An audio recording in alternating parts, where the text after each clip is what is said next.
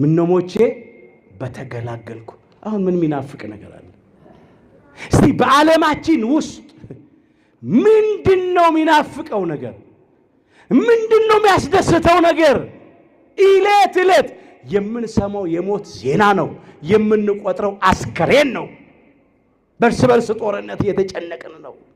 በረሃብ በኑሮ ውድነት እየተሰቃየን ነው። በገዛ ሀገራችን ስደተኞች ሆነን ወተን ለመግባት ስጋት ነው፣ ፍርሃት ነው፣ ድንጋጤ ነው።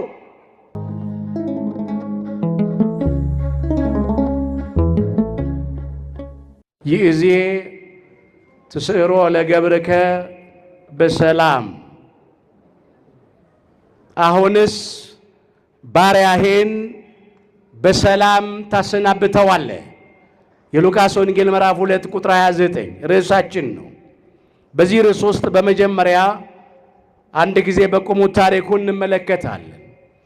ከዚያም በታሪኩ መስታወትነት የራሳችንን ሕይወት ተመልክተን ትምህርታችንን እንጠቀልለዋለን። አምላካችን እግዚአብሔር በነገር ሁሉ ማስተዋልን ይስጠን። ሙሉ ታሪኩ በሉቃስ ወንጌል ምዕራፍ 2 ከቁጥር 22 እስከ 36 ተመዝግቧል። እናንተ ቤታችሁ ስትሄዱ ታሪኩን አንብቡት፣ ግልጽ ስለሆነ። እኔ ከታሪኩ ክፍል አንዳንድ ዋና ዋና ነገሮች አነሳለሁ። እንዲህ ይላል፣ እንደ ሙሴ ሕግ ይላል፣ የመንጻታቸው ወራት በተፈጸመ ጊዜ ይላል። እንደ ሙሴ ሕግ የሚለው ከኦሪት ዘሌዋውያን ምዕራፍ 12 ቁጥር 1 ስቦ አምጥቶ ነው። አምላካችን እግዚአብሔር በሊቀ ነቢያት በሙሴ በኩል ለሕዝበ እግዚአብሔር ለእስራኤል ዘሥጋ እንዲህ ብሎ አዞ ነበረ።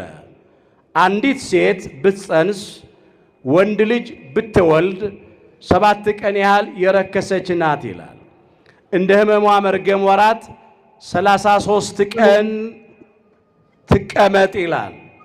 7 እና 33 40 ቀን ይሆናል። ወንድ ልጅ የወለደች ሴት 40 ቀን በቤቷ ትቆይና ከ40 ቀን በኋላ የወለደችውን ሕፃን ልጅ ወንድ ልጇን ይዛ የታዘዘውን መሥዋዕት ይዛ ወደ ቤተ መቅደስ ትመጣለች። በእግዚአብሔር ፊት ታቀርበዋለች። በካህኑ ታስባርከዋለች። ወንድ ልጅ ስትወልድ፣ ሴት ልጅ ከወለደች ደግሞ ይላል እንደ ሕመሟ መርገም ወራት 2 ሳምንት የረከሰች ናት ይላል። 2 ሳምንት ማለት 14 ቀን ነው። ከዚያም እንደ ሕመሟ መርገም ወራት 66 ቀን ትቀመጥ ይላል። 66 ሲደመር 14 80 ይሆናል። ከዚያ በ80 ቀኗ የወለደቻትን ሕፃን ልጅ ሴት ልጇን ይዛ ወደ እግዚአብሔር ፊት ታቅርባት፣ በካህኖች ታስባርካት፣ የታዘዘውን መሥዋዕት ታቅርብ ይላል። ይሄንን ነው እንደ ሙሴ ሕግ ያለው። ሕጉን የሰጠው አምላካችን እግዚአብሔር ነው። ነገር ግን ሕጉ በሊቀ ነቢያት በሙሴ በኩል ለሕዝበ እግዚአብሔር ለእስራኤል ዘሥጋ ስለተሰጠ እንደ ሙሴ ሕግ ብሎ ያነሳዋል። ይሄም ደግሞ ጥንት ሌላ መሰረት አለው። ጥቂት ነገር እናንሳ። አበው ነገር ከስሩ ውሃ ከጥሩ ይላሉና በመጀመሪያ የአባታችን የአዳምን አፈጣጠር እናያለን። አባታችን አዳምን አምላካችን እግዚአብሔር ኤልዳ በሚባል ስፍራ ከፈጠረው በኋላ በ40 ቀኑ ቅዱሳን መላእክት ወደ ገነት አስገብተውታል። ሔዋንን ደግሞ አምላካችን እግዚአብሔር ከፈጠራት በኋላ 80 ቀን በኤልዳ ከቆየች በኋላ ቅዱሳን መላእክት ወደ ገነት አስገብተዋታል። በዚህ በመጽሐፈ ኩፋሌ ምዕራፍ 4 ቁጥር 9 ላይ የተመዘገበ ነው። ኩፋሌ ማለት የተከፈለ ማለት ነው። የተከፈለውም ከአምስቱ ብሔረ ኦሪት ነው። አምስቱ ብሔረ ኦሪት የምንላቸውም ኦሪት ዘፍጥረት፣ ኦሪት ዘጸአት፣ ኦሪት ዘሌዋውያን፣ ኦሪት ዘኍልቍና ኦሪት ዘዳግም ናቸው። ይህ መጽሐፈ ኩፋሌ የሚባለው መጽሐፍ ከሰማንያ አንዱ ቅዱሳት መጻሕፍት አንዱ መጽሐፍ ነው። በቤተ ክርስቲያናችን ካለው ስለ ስነ ፍጥረት በስፋት ከሚተርከው መጽሐፈ አክሲምራስ ተብሎ ከሚጠራው መጽሐፍ ጋራ የሚመሳሰል መጽሐፍ ነው። በዚህ ክፍል ውስጥ ነው የተመዘገበው። አንዳንድ ሰዎች አዳምና ሔዋን ገነት ውስጥ የተፈጠሩ የሚመስላቸው ሰዎች አሉ። አዳምና ሔዋን ግን ገነት ውስጥ አልተፈጠሩም። የተፈጠሩት ኤልዳ በሚባል ስፍራ ነው። ይህንንም በዚሁ በመጽሐፈ ኩፋሌ ምዕራፍ 5 ቁጥር 6 ላይ ተመዝግቦ እናገኘዋለን። አዳምና ሔዋን እነሆ ከኤዶም ገነት ከወጡ ከተባረሩ በኋላ በተፈጠሩበት ስፍራ ኤልዳ በሚባል ምድር ኖሩ ይላል። ስለዚህ አዳም በተፈጠረበት በኤልዳ 40 ቀን ቆይቶ ወደ ገነት እንደገባ፣ ሔዋን በተፈጠረችበት በኤልዳ 80 ቀን ቆይታ ወደ ገነት እንደገባች እንዲሁ ሥርዓት ተሰራ። በብሉይ ኪዳን አንድ ወንድ ልጅ የወለደች ሴት የወለደችውን ወንድ ልጇን ይዛ ወደ ቤተ መቅደስ የምታመጣው በ40 ቀኑ ነው። ሴት የወለደች እናት ደግሞ ሴት ልጇን ይዛ የምትመጣ ወደ ቤተ መቅደስ በወለደቻት በ40 ቀኗ ነው። ለምን? ቤተ መቅደስ የሰማይ ደጅ ስለሆነች፣ በዚያ አምሳል የገነት አምሳል ስለሆነች ማለት ነው። ለዚህ ነው እግዚአብሔር ለእስራኤል ዘሥጋ ይህንን ያዘዘው። አምላካችን ጌታችን መድኃኒታችን ኢየሱስ ክርስቶስ ደግሞ ሕግንና ነቢያትን ሊፈጽም እንጂ ሊሽር አልመጣምና በተወለደ በ40 ቀኑ በእናቱ በእመቤታችን እቅፍ ወደ ቤተ መቅደስ ገባ። አስተውሉ ወገኖቼ። በማቴዎስ ወንጌል ምዕራፍ 5 ቁጥር 17 ላይ እንዲህ ተብሎ ተመዝግቧል። እኔ ሕግንና ነቢያትን ልፈጽም እንጂ ልሽር አልመጣሁም ነው ያለው። ሕግን ሊፈጽም ስለመጣ ሕጉን ፈጸመ። የመጀመሪያው እሱ ነው። ሁለተኛው የበኩር ልጅ ከሰውም ከእንስሳትም እግዚአብሔር ለኔ ቀድስልኝ ብሏል፣ ለኔ ለይልኝ ብሏል። በኦሪት ዘጸአት ምዕራፍ 13 ከቁጥር 1 ጀምሮ ደግሞ ይሄ ተመዝግቧል። ይሄም ምክንያት አለው። ሁላችን እንደምናውቀው አምላካችን እግዚአብሔር እስራኤል ዘሥጋን ከግብፅ ከባርነት ቤት በ9 ታላላቅ ተአምራት ነፃ ሊያወጣቸው በወደደ ጊዜ የግብፁ ፈርዖን እግዚአብሔርን አላውቅም አለ፣ እስራኤልንም አልለቅም አለ። ስለዚህ አምላካችን እግዚአብሔር 10ኛውን መቅሰፍት አመጣ። እርሱም ሞተ በኩር ነው። የግብፃውያንን የእንስሳቱንም የሰው ልጆችንም በኩር በግብፅ ምድር ያሉትን ሁሉ እግዚአብሔር ቀሰፈ፣ ገደለ። የእስራኤላውያን የበኩር ልጆች እንዳይቀሰፉ እንዳይገደሉ ጠቦቱ ተሰዋ። የጠቦቱን ደም በመቃኑና በጉበኑ ላይ ረጩት። ስጋውን እየጠበሱ በሉት። ፋሲካ ሆነ፣ ማለፍ ሆነ። በመጀመሪያ ሞተ በኩር ከእስራኤል ቤት አለፈ። ሁለተኛ እስራኤል ከባርነት ቤት ነፃ ወጡ። ከመከራ ወደ ክብር፣ ከሞት ወደ ሕይወት ተሻገሩ፣ አለፉ። ይሄ ነው ፋሲካ የሆነው።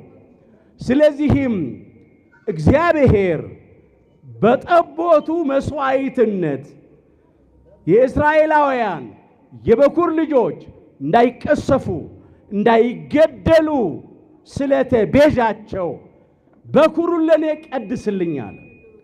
በኩሩን ለኔ ለይልኝ አለ። ከዚያ ጊዜ አንስቶ የእስራኤላውያን የበኩር ልጆች ወንዶቹ ደግሞም የእንስሳቱ የበኩር ልጆች ለእግዚአብሔር እንዲቀደሱ ታዞ ነበር። ይሄንንም ሕግ ለመፈጸም ነው አምላካችን ጌታችን መድኃኒታችን ኢየሱስ ክርስቶስ በተወለደ በ40 ቀኑ በእናቱ እቅፍ ወደ ቤተ መቅደስ የተወሰደው። እሱም የበኩር ልጅ ነዋ። ለባሕርይ አባቱ ለእግዚአብሔር አብም የበኩር ልጁ ነው። ተቀዳሚ ተከታይ የሌለው አንድያ ልጁ፣ በባሕርይ የሚተካከለው በመልክ የሚመስለው ልጁ ነው። ለቅድስተ ቅዱሳን ለድንግል ማርያምም ተቀዳሚ ተከታይ የሌለው አንድያ ልጇ ነው። የበኩር ልጇ ነው። በሥጋ ወልዳ የሰጠችን እርሱ በኩር ነው ስንል ለእግዚአብሔር አብም በኩር ነው፣ ለቅድስተ ቅዱሳን ለድንግል ማርያምም የበኩር ልጇ ነው። ሁለተኛ ሶስተኛ ግን ተከታይ የለውም። ክብር ምስጋና ለአምላካችን ለጌታችን ለመድኃኒታችን ለኢየሱስ ክርስቶስ ሲሆን የበኩር ልጅ ስለሆነ በ40 ቀኑ ወደ ቤተ መቅደስ በእናቱ እቅፍ ተወሰደ። የመንጻታቸው ወራት በተፈጸመ ጊዜ ይላል። በሌሎቹ ሴቶች ልማድ ነው እንጂ በቅድስተ ቅዱሳን በድንግል ማርያም በወላዲተ አምላክ እንዲህ ያለ ነገር የለባትም። እንከን አይወጣላትም። ነውር ነቀፋ አይገኝባትም። ንጽሕተ ንጹሐን ናት። ብጽዕተ ብፁዓን ናት። ቅድስተ ቅዱሳን ናት።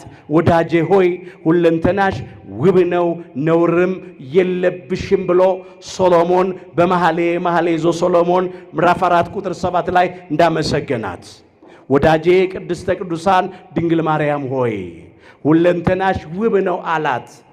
በአፋ በውስጥ በውጪ በውስጥ በሥጋ በነፍስ በገቢር በድርጊት በሥራ በነቢብ በቃል በንግግር በሐሌው በሐሳብ በምኞት ሁለንተናሽ ውብ ነው፣ ነውርም የለብሽም አላት።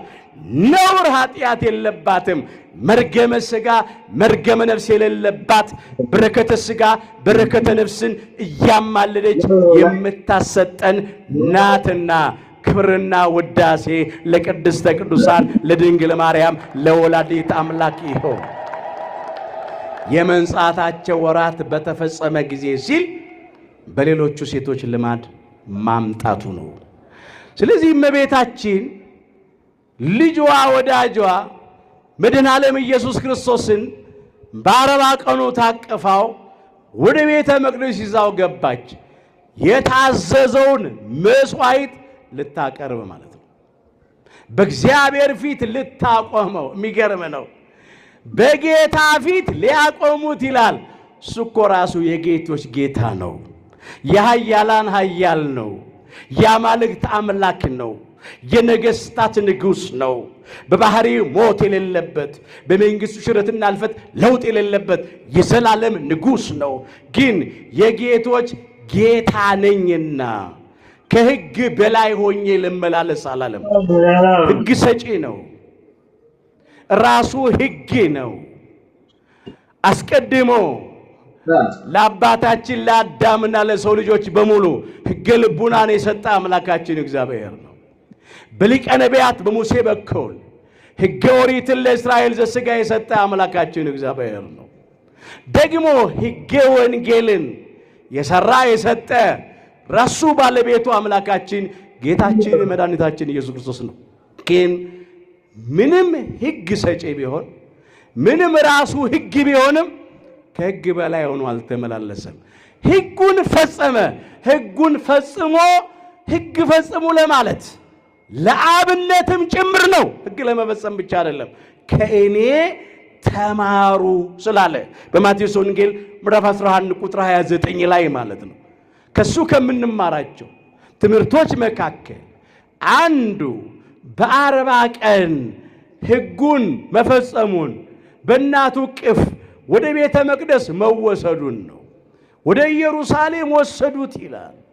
ከዚያም በዚያ በኢየሩሳሌም አንድ ጻድቅና ንጹሕ ሰው የዋህ ትጉ ታታሪ ደግ ሰው አረጋዊ ካህኑ ስምዖን የሚባል ሰው ነበረ ይላል።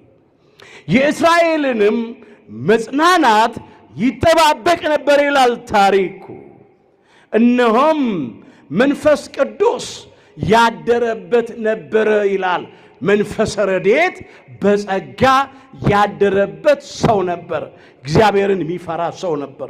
ሰውን የሚያፍር ሰው ነበር። ሃይማኖቱን ያጸና ሰው ነበር። ምግባሩን ያቀና ሰው ነበር።